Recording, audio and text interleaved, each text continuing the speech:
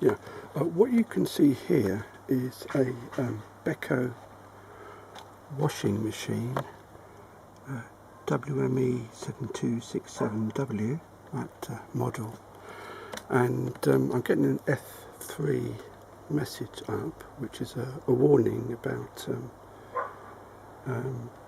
thermistor not working properly. And I've looked at some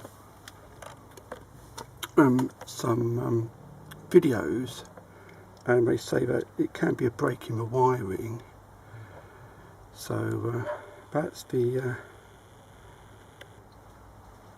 can see that's the end connector for the thermistor. I've removed it, and you can see the two green wires coming out. And what I've done is I've oops, you can't see very well, but I've pushed in one end of a lead there, and got it linked up here, and with my multimeter, and I've already tried it, so I know what's going to happen. I just press there. You can show continuity.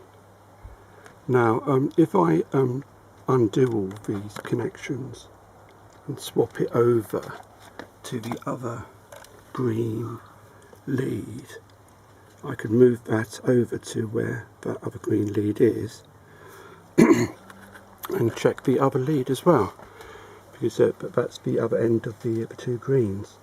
Now what this is telling me is there's nothing wrong with those leads, and that is a relief, because if you look at the wiring harness,